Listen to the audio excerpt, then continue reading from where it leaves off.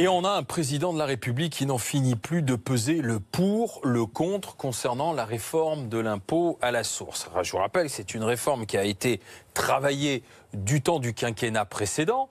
Aujourd'hui, Emmanuel Macron assure qu'elle sera effective au 1er janvier 2019. Du côté du ministère de l'économie et des finances, ou plutôt des finances publiques, on a fait des simulations. Ce sont les informations que vous a donné le quotidien Le Parisien hier dimanche. Il y a eu des risques, il y a eu des bugs, sauf qu'on dit que ça y est, les risques sont réduits. Ouais, mais Emmanuel Macron, il estime que peut-être que le risque politique est encore trop grand. Et il s'en est épanché, s'en est ému aujourd'hui devant des élus de Mayenne qui ensuite ont rencontré les journalistes qui étaient en déplacement à Laval pour la rentrée scolaire. Voilà, ceux qui me poussent à faire cette réforme ne seront pas là demain pour me défendre, dit le président de la République. C'est un risque aussi de brûler un capital politique. Imaginez qu'il y ait des milliers de bugs. Vers qui va-t-on se tourner ? Vers l'homme qui l'aura fait appliquer cette réforme, c'est-à-dire vers moi. Thierry Arnaud, tel que ça nous est rapporté aujourd'hui par Agathe Lambré, qui était du côté de Laval en Mayenne, on a l'impression qu'Emmanuel Macron nous prépare, je dirais pas un enterrement de première classe, mais tout du moins une mise sur le côté, non ? En tout cas, que tout ce qu'il a entendu jusqu'ici sur le thème « tout est prêt, tout est techniquement calé », certes, il y a eu un certain nombre de problèmes lorsqu'on a fait des tests, notamment à la fin juillet, c'est la note publiée hier par nos confrères du Parisien, mais désormais tout est résolu. Tout ça, manifestement, n'a pas rassuré le président de la République. Et donc, c'est vrai que la conclusion logique de ces propos, alors qu'une décision est peut-être attendue dès demain, puisqu'il reçoit demain à 11h15 à l'Élysée le ministre des Comptes publics Gérald Darmanin, le Premier ministre Édouard Philippe, pour ce qu'on imagine être une dernière réunion d'arbitrage, on a le sentiment que le président de la République n'est pas du tout confiant dans la bonne réalisation de cette mesure. Et on voit bien qu'il lui faut au fond sous-peser deux risques politiques de nature différente. Le risque politique existe si vous renoncez à la réforme, parce que toute l'image d'Emmanuel Macron, depuis son arrivée à l'Élysée, depuis même sa campagne présidentielle, c'est d'être un président qui avance, qui fait les réformes et qui d'ailleurs, préfère parler, vous le savez, de transformation plutôt que de réforme. Donc, même si ce n'est pas lui qui en est l'initiateur, renoncer à une réforme de cette ampleur, évidemment, ça aura des incidences négatives sur son image, sa popularité, la perception de son action. Conduire une réforme à l'inverse qui s'avère ne pas marcher et déclencher un certain nombre d'incidents, outre l'impact qu'on redoute déjà de voir une somme en diminution sur votre bulletin de salaire, c'est aussi un risque politique. Donc voilà, il faut peser l'un et l'autre et prendre une décision. Soit 2/3 des Français sont plutôt pour cette réforme de l'impôt à la source. Oui, mais si on refait un sondage une fois que la réforme sera mise en place et que le bulletin de salaire n'aura pas tout à fait la même allure. Vous savez que l'impôt sur le revenu, c'est pas tous les Français qui le payent. Non, 1 sur 2. C'est 1 sur 2. Et ceux qui seront concernés par le changement réel, peut-être, sont ceux qui ne sont pas mensualisés. Donc tout ça fait, je dirais, une partie assez faible en l'occurrence. Oui, ceux qui sont mensualisés seront aussi touchés parce que ce sera sur 12 mois et plus 10. Oui, non, mais attends, ce que je voulais dire, c'est que c'est aussi quand même 16 millions de Français qui payent l'impôt sur les revenus. Oui, mais justement. Donc ça fait quand même du monde. Et parmi ces gens-là, il y en a quand même beaucoup qui votent pour Emmanuel Macron. Mais c'est ce que j'allais dire. C'est pour ça que, je pense que Emmanuel Macron, je crois, a pris sa décision. Et à mon avis, moi je suis quasiment sûre, ma conviction, je n'ai pas d'informations précises, je vous donne ma conviction, c'est-à-dire que vu la rentrée telle qu'elle se profile, il se dit tout simplement, pourquoi avoir un cactus de plus alors que j'ai déjà d'autres priorités. Il y a Nicolas Hulot bien sûr, mais il y a la conjoncture, il y a la croissance en baisse, il y a l'Europe qui va pas bien, il y a beaucoup de choses. Donc si vous voulez, comme il n'est pas convaincu que l'ensemble des Français, malgré ce sondage, soient absolument fans de cette réforme, ou en tout cas qu'ils en considèrent qu'elle soit prioritaire, ce qu'attendent les Français, c'est le pouvoir d'achat, c'est peut-être justement des baisses d'impôts, peut-être la baisse des dépenses publiques, peut-être. Alors, il pourra dire toujours que cette réforme conduisait à une baisse des dépenses publiques, et il faudra l'expliquer. Elle n'est pas dans le budget 2019, la baisse des dépenses publiques. Oui, c'est ça, voilà. Elle fait pas partie. Oui, attendez, elle ne fait pas partie des promesses du candidat Macron. Il pourra toujours le dire. Ensuite, il pourra dire oui, j'ai commis l'erreur de sous-estimer, j'aurais dû l'arrêter avant, etc. Il lui sera reproché de la maladresse politique, un manque d'anticipation, peut-être un certain nombre de choses. Mais peut-être qu'il peut s'en sortir. Ça veut dire qu'il n'a pas confiance non plus dans son administration. Hein, non, parce que la Direction générale des finances publiques a dit en fin de semaine dernière, on est prêt. Son ministre des comptes publics, Darmanin, dit Non mais bien sûr, je comprends le risque politique. Il n'y a pas de bonne solution. Enfin moi, à la place de Darmanin, si on reporte, je dis Monsieur le Président, tenez, après Hulot, voilà la mienne et je me tire. Anna Cabana. Non mais regardez, ce qui était très intéressant, c'est quand on a fait au Journal du Dimanche l'interview d'Édouard Philippe. Oui. Édouard Philippe, qui était sur ce sujet, vraiment très très très grand supporter de Gérald Darmanin, qui disait que ce serait fait, que cette réforme, il n'y avait même pas de question, que ce serait fait au 1er janvier, etc. Là, dans la grande interview de rentrée que donne le Premier ministre, eh bien, il dit qu'on va étudier, on va regarder comment ça se passe, que des études vont être faites et qu'un arbitrage sera in fine rendu. Ce qui, dès ce moment-là, montre que l'arbitrage est en suspens. Et à ce moment-là, on entend encore la petite musique de Gérald Darmanin, extrêmement confiant, très déterminé, qui fait comme s'il n'y avait pas de doute. Ensuite, le président de la République exprime lui-même des doutes depuis l'étranger. Et là, il fait entendre une petite musique auprès des élus, en fait, en justifiant presque en amont une renonciation c'est pas possible. sérieux. Non, on dirait du écoutez, Hollande. On dirait Hollande mais au justement, gouvernement, vous on dirait savez l'équipe. quoi, Excusez-moi, c'est pas sérieux.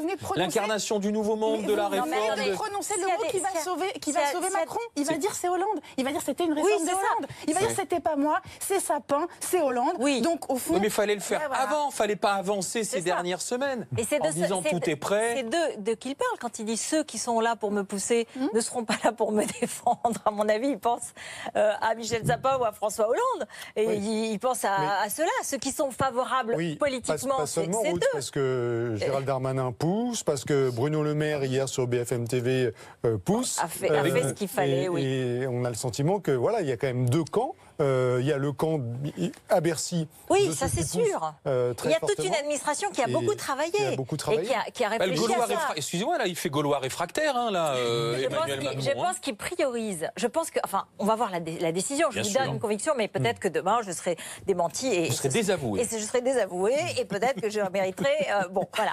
Mais non, on part, et c'est vrai. Mais il y a des priorités, quoi. Voilà.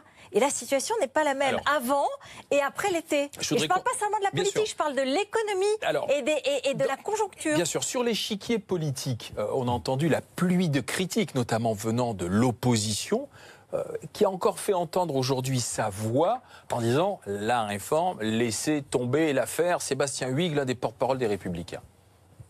Notre système d'imposition n'est pas fait pour l'impôt à la source. Parce qu'il y a tellement de paramètres qui viennent sur le calcul de votre impôt, tellement de déductions en fonction si vous avez des emplois à domicile, si vous avez fait des investissements qui bénéficient de déductions fiscales. Tout cela fait que l'impôt est très compliqué et très complexe et beaucoup plus complexe que dans d'autres pays. Voilà, alors les Républicains, et ils ont raison, c'est un bon argument de dire nos finances sont très complexes. Enfin, notre système d'imposition est très complexe. Et le taux de recouvrement est quand même un des meilleurs du monde. C'est vrai. Et il aurait fallu faire l'améliorer. Réforme fiscale d'abord, peut-être personnaliser l'impôt, ce qui est fait chez nos voisins qui, eux, sont à l'impôt à la source, mais c'est pas sur le foyer fiscal, il n'y a pas autant de niches fiscales, c'est personnalisé. Donc il aurait fallu faire les choses d'abord, la réforme fiscale. Et puis moi, je pense que la fameuse note qui démontre les couacs qui est sortie dans le Parisien, ben peut-être que la semaine dernière, il aurait fallu que ce soit les ministres qui en parlent publiquement avant que ça sorte et que ça donne l'impression aux Français de dire « Ah mince, on va se faire piéger avec des homonymies, on va se faire prélever plusieurs fois, non Thierry ?» Oui, et c'est ça que je trouve le plus politiquement dommageable sans doute pour le président de la République. C'est pas le fait de reculer si d'aventure, comme Ruth le suppose, il recule. C'est le fait qu'on ait le sentiment que un président de la République qui a été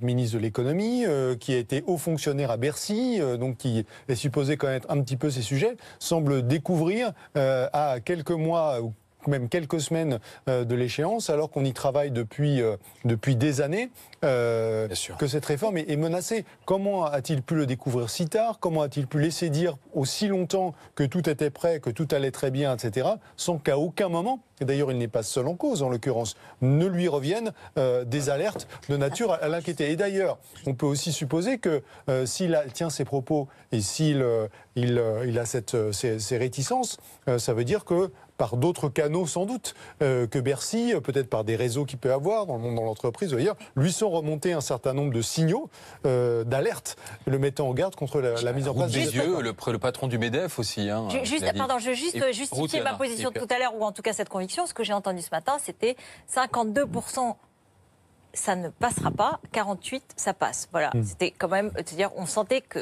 dans la journée, ça a penché de l'autre côté. Voilà, ça c'est pour expliquer un petit peu. Mot de la fin, et puis on passe à autre chose, Anna. Non, mais ce qu'ils vous disent à l'Élysée, c'est que la question, elle n'est pas seulement technique. C'est pas seulement les bugs, c'est pas seulement les homonymies, etc. C'est la question politique. Alors vous allez dire, c'est étrange que la question politique, si vous voulez, leur apparaisse uniquement maintenant, mais que l'idée que le cap de cet exécutif et de la Macronie, c'est qu'il faut que le travail paie, et que là, les Français, sur leur fiche de paie précisément, vont avoir le sentiment que le travail paie moins. Mais c'est ce qui ferait, si vous voulez, chanceler Emmanuel Macron, si il finit par chanceler, demain on le saura, c'est moins la question des bugs possibles, parce que là-dessus quand même, Gérald Darmanin, Bruno Le Maire ont réussi un peu, c'est ce qu'on m'a dit. L'administration qui est une administration. On m'a dit à l'Élysée qu'ils avaient quand même réussi à le rassurer sur l'aspect purement technique. En revanche, l'aspect politique, Alain, celui-là, eh bien, il est plus que périlleux. Voilà. Réponse demain aussi pour qui, pour succéder à Nicolas Hulot aussi. On attend de savoir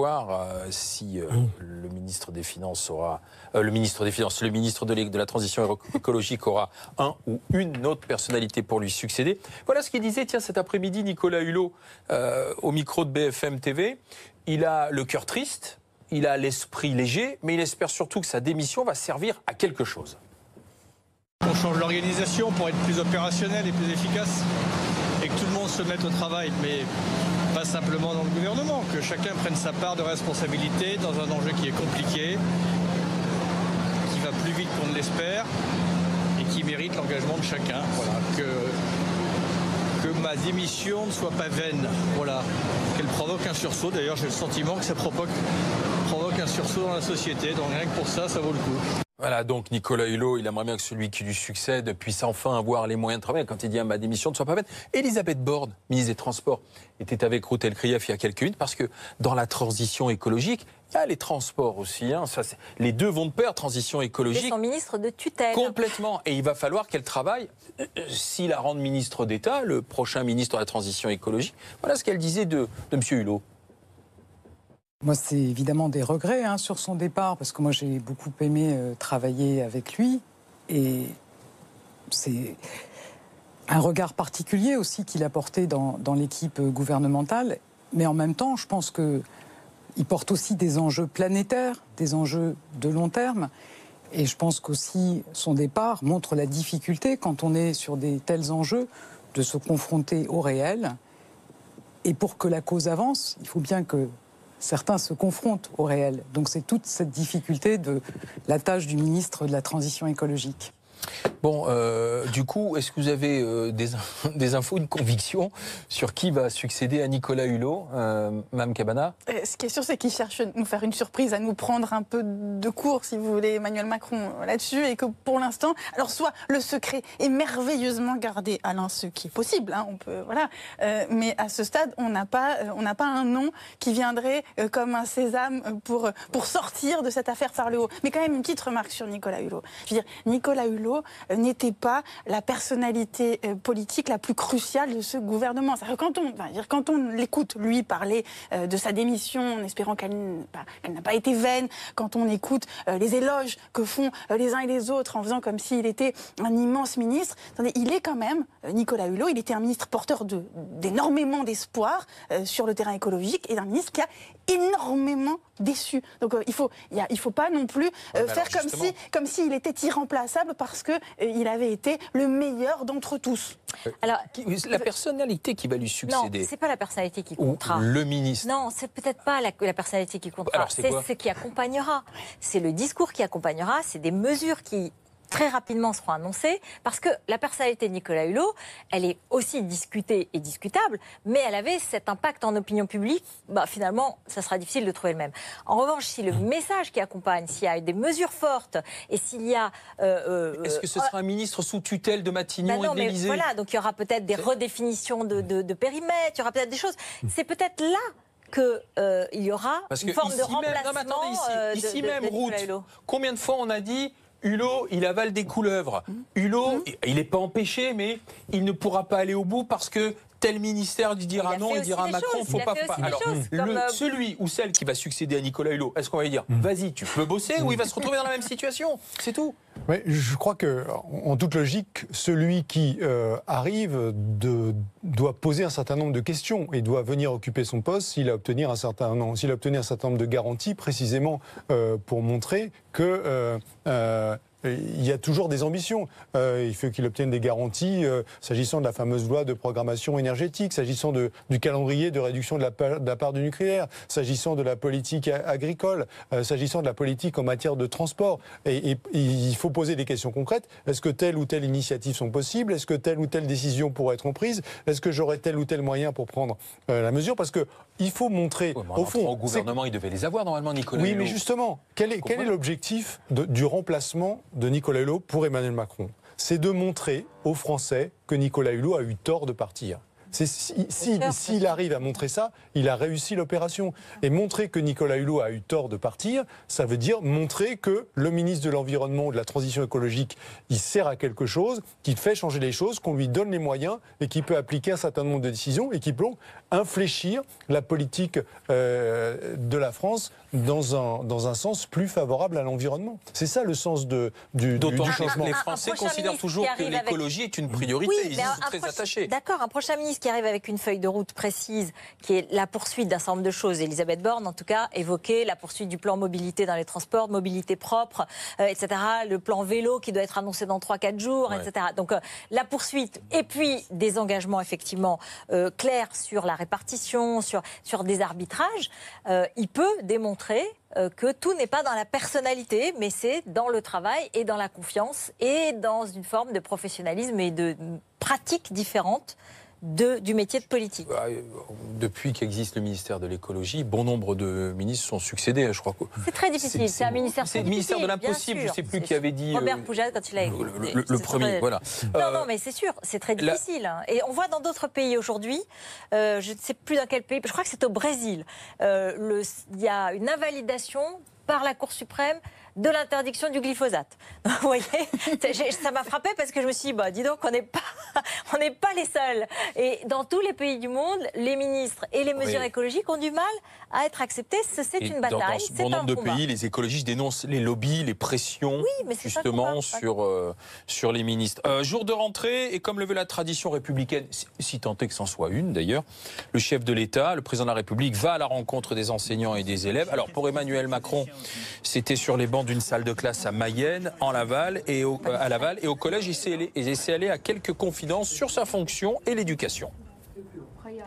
Je pense que professeur, c'est un beau métier. C'est d'ailleurs une partie de ce qu'on doit faire au quotidien. Moi, ce n'est pas vraiment un métier que j'ai, président, parce que tu es élu, tu vois. Donc tu fais ça le temps d'un mandat, tu ne peux pas dire que c'est un métier. Il y a des compétences comme dans un métier, mais ce n'est pas vraiment un métier. Mais professeur, je l'ai un peu fait. Je trouve que c'est un beau métier. Et ça sert aussi pour être président, parce qu'il faut beaucoup expliquer et convaincre. Voilà, Emmanuel Macron et ses petites confidences. Juste pour rappeler que après on va en discuter, mais c'est une rentrée quand même pas mal de nouveautés pour les enseignants, pour les parents, pour les élèves, bien sûr, quand même, c'est eux qui sont concernés au premier chef avec les parents. Voilà, parmi les nouveautés, la dictée, le calcul mental quotidien, l'interdiction du téléphone portable, davantage d'évaluation, le dédoublement des classes de CE1 et de REP+. Petite confidence d'Emmanuel Macron, c'est une chose. Et moi, je voudrais surtout insister sur un homme. C'est Blanquer, monsieur le ministre de l'Éducation nationale, Jean-Michel Blanquer. Depuis un an, j'ai l'impression qu'il ne fait pas de faute. On pourrait lui mettre note pour monsieur Blanquer, 10-10, bravo, bien joué. Qu'est-ce que vous en pensez, monsieur Arnaud? Oui, je pense que là, s'il y en a un qui peut respirer tranquille et attendre le remaniement avec une sérénité absolue, c'est bien Jean-Michel Blanquer qui sera évidemment toujours ministre de l'Éducation nationale une fois ce remaniement achevé. C'est un ministre populaire, c'est au fond... Il est l'incarnation de ce qu'Emmanuel Macron cherche à faire. C'est-à-dire mettre des gens qui connaissent bien leur sujet à un poste où ils apportent un certain nombre de changements, que ces changements soient perçus comme étant pour la plupart d'entre eux, le fruit du bon sens par les Français, et que le ministre en question sache incarner ces changements, les expliquer, et dans le cas de Jean-Michel Blanquer, de toute évidence, ça fonctionne. Il y a une chose qui est frappante, c'est qu'il a été devant tous les micros aujourd'hui, Jean-Michel Blanquer, c'était de sa rentrée aussi, et il a parlé pas seulement d'éducation nationale. C'est la première fois, hein, ça fait un an qu'il se tient à son sujet, l'éducation nationale, que jamais vous ne le verrez devant un micro sortir de son périmètre. Et là, eh bien, il a parlé de politique. Alors de politique à la Jean-Michel Blanquer, c'est-à-dire qu'on n'est pas dans la politique aérienne, mais il a parlé de politique. Donc en effet, il y a une vraie aisance en cette rentrée chez Jean-Michel Blanquer qui fait qu'il va même un petit peu au-delà. Est-ce qu'il a les profs avec lui, les enseignants, le monde éducatif avec lui? On va y venir justement, mais juste un petit mot pour dire qu'en fait, je pense que Jean-Michel Blanquer a réussi, c'est l'exemple de celui qui a réussi le passage de la société civile à la politique, parce qu'il fait le lien en permanence entre ce qu'il fait et la politique, et entre ce qu'il fait et le projet global d'Emmanuel Macron. Et ça, il y en a qui y arrivent, il y en a qui y arrivent moins, et c'est tout l'enjeu, et c'est tout le pari qu'a fait Emmanuel Macron, et avec Jean-Michel Blanquer, il l'a réussi. La question, c'est avec les professeurs. Pour le moment, les professeurs ne sont pas vent debout, ils sont attentifs, ils sont pas, ils ont des réticences non plus. C'est ce que j'allais dire. Ils ont aussi des réticences, mais il sait aussi leur parler. Voilà. Il est sur certains thèmes en accord avec eux, et il leur parle aussi sur certains thèmes, sur la pédagogie, sur le travail, sur leur métier quotidien, il arrive à être entendu et être audible. Donc, évidemment, pour le moment, son ambition, je vais vous dire, c'est d'être le seul ministre de l'Éducation qui aura fait un quinquennat entier, et il peut le réussir s'il ne va pas à Matignon ou ailleurs, comme parfois certains le chuchotent. Ce sont les impôts qui vous ont fait réagir ce soir. C'est vrai que ça a été notre morceau de choix pour notre discussion du 20h Paul ce soir pour ouvrir la semaine. Après le loto du patrimoine pour sauver l'impôt à la source, l'exécutif aura l'idée de faire le loto fiscal. Aucun gagnant, que des perdants. C'est la solidarité nationale, monsieur. Qui peut me rappeler qu'il était à Bercy quand François Hollande a promis le prélèvement à la source. C'est ce que nous disait Thierry, ce qu'on disait les uns les autres, effectivement, qu'il était quand même à la manœuvre aussi. Quel est l'avantage de remplacer le prélèvement bancaire mensuel qui fonctionne par un prélèvement sur salaire opaque, complexe, avec risque de bug? Et puis le petit dernier... Pour terminer pour la route, impôt à la source, le sourcier n'est plus à la baguette.